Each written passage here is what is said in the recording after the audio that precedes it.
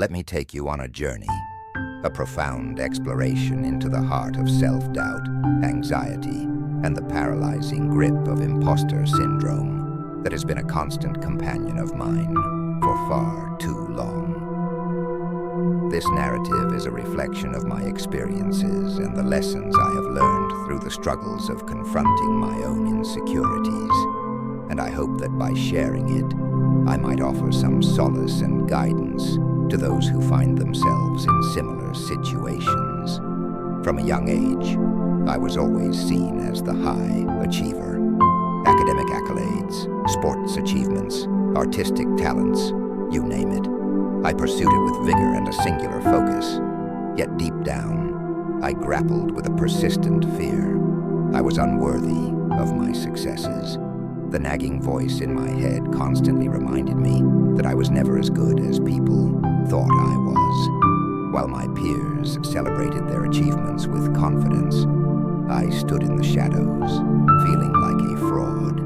One of the pivotal moments in my understanding of imposter syndrome occurred during my time in graduate school. I vividly remember preparing for a critical presentation in front of faculty advisors and fellow students. My research was groundbreaking. I had spent countless nights poring over data, crafting my argument, and perfecting my visuals. Still, when the day came, I felt paralyzed by self-doubt. Standing at the podium, the audience's eyes upon me, a sinking fear washed over me. What if they ask me a question I can't answer? What if they see that I really don't know as much as they think I do? As I delivered my presentation, each word felt heavy and inadequate, wrapped in the fear that I had somehow deceived everyone into believing I was competent. In the aftermath, I received positive feedback. My advisors praised my work and insights. Yet instead of basking in their approval, I found myself fixating on the few critical remarks. I replayed every moment of the presentation in my mind, lamenting over my perceived failures and ignoring the victories. This cycle of self-berating thoughts became all too familiar. The truth is, many high achievers experience this. The higher we climb, the more we fear being unmasked as imposters. It's a phenomenon that has infiltrated various walks of life and has a powerful grip on our beliefs about ourselves. As I continued my journey, I discovered that I'm far from alone in this struggle. I learned about the experiences of notable figures, from artists to scientists, who have battled these same insecurities. For instance, Maya Angelou, despite her legendary accolades, revealed in interviews that she feared being regarded as a fraud and that her next work wouldn't measure up to her previous successes. This revelation resonated deeply with me. It illuminated the truth that imposter syndrome is not just a personal affliction, but a shared human experience that transcends achievements and accolades. Understanding this commonality helped pave the way for confronting my own feelings of inadequacy. It led me to explore practical strategies to challenge and change the toxic thinking patterns that plagued my mind. Reframing my thoughts became a cornerstone of this journey. I learned to take negative statements that echoed in my mind and transform them into affirmations of my worth. For instance, rather than thinking, "I only got this award because I was lucky," I practiced saying, "I worked hard, demonstrated resilience, and earned this recognition." This simple reframing process set off a ripple effect, instilling a newfound confidence in my abilities. Alongside reflection and reframing, I delved into the essential practice of embracing vulnerability. During a particularly challenging period in my career, I found myself struggling with a project that was outside my expertise. Not wanting anyone to see my fear of failure, I isolated myself, convinced that asking for help would reveal my inadequacies. Ultimately, the burden became unbearable, and I reached out to a mentor. To my surprise, she opened up about her own struggles, sharing tales of missed deadlines, poor presentations, and moments of sheer panic. It was as if a weight had been lifted.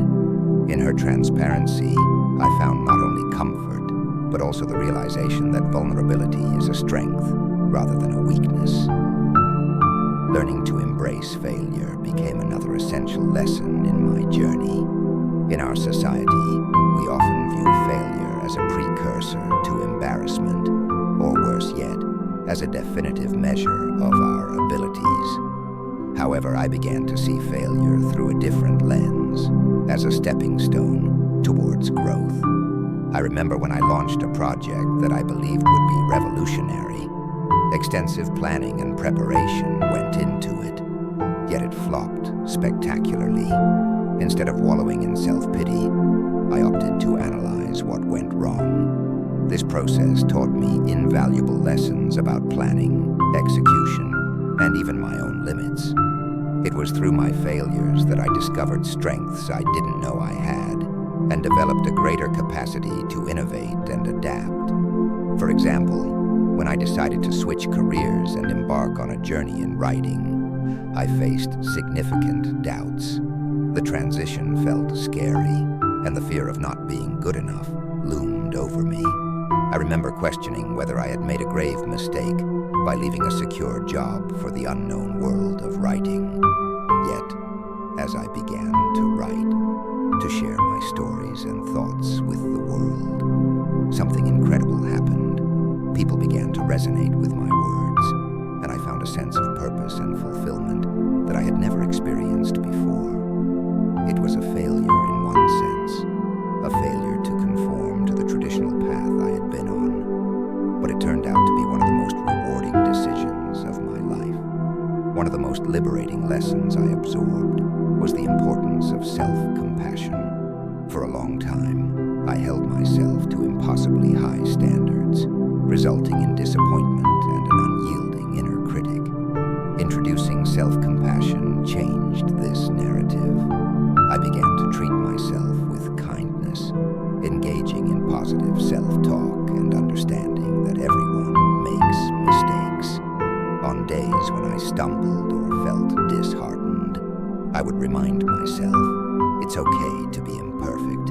It's part of being human. Embracing my shortcomings not only alleviated the pressure to be perfect, but allowed me to savor my journey and the lessons it brought. As I navigated this landscape of self-discovery, I also recognized the value of establishing a support network. Sharing my journey with friends, family, and peers allowed me to foster connections grounded in mutual understanding. I remember confiding in a close friend about my feelings of inadequacy, and her response was eye-opening. Not only had she experienced similar feelings, but she had also carried the weight of fearing exposure in her own work. Our conversations became a safe haven, a space where we could encourage and uplift one another. It reminded me of the power of community in overcoming the feelings of isolation that imposter syndrome can create. In time, I learned that breaking free from imposter syndrome is not a linear path, but rather a multifaceted and ongoing journey. Each day presents new challenges and new opportunities for growth and understanding. Some days feel victorious, and others more fraught with doubt. However, through self-reflection, reframing, vulnerability, and community, I continue to find strategies that help me navigate the waters of self-doubt. As I reflect on this journey, I find that the path toward overcoming imposter syndrome has taught me more than just how to confront my insecurities. It has guided me toward a deeper understanding of myself. I've learned that embracing my identity, celebrating my achievements while acknowledging my struggles, is a powerful act of self-acceptance. I am not defined solely by my victories or my failures. Rather, I'm a complex tapestry woven from experiences, lessons, and growth. The journey has also made me appreciate the value of living authentically. I no longer aim to project an image of perfection, but instead strive to be true to myself. This means accepting my limitations, being open about my fears, and finding courage in vulnerability. It's a daunting path, but with each step, I find myself moving closer to the person I am meant to be, imperfect, struggling, but persistently pushing forward. So as I share this confession, I invite those of you who recognize the dark grip of imposter syndrome in your own lives to take a moment to reflect on your journey. What are the stories you tell yourself? How can you shift those narratives into affirmations of self-worth? Together, let's break free from the confines of self-doubt and understand that our experiences, both good and bad, mold us into capable and worthy individuals. The journey may be daunting, but with resilience, community, and a commitment to embracing our true selves, we can emerge from the shadows, emboldened and empowered. As we move forward, let's remember the importance of kindness and compassion toward ourselves and others.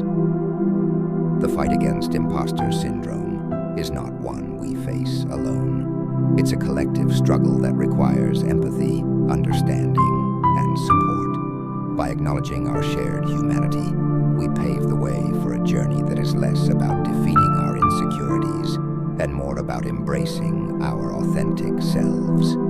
In conclusion, breaking free from imposter syndrome is a journey, not a destination. It requires patience, resilience, and an unwavering commitment to self-discovery. Through this journey, I've learned the value of reframing negative thoughts, embracing vulnerability, learning from failure, and practicing self-compassion. I've come to understand that it's okay to be imperfect, and that our experiences, whether they be successes or failures, contribute to our growth and understanding of ourselves. So, let's embark on this journey together,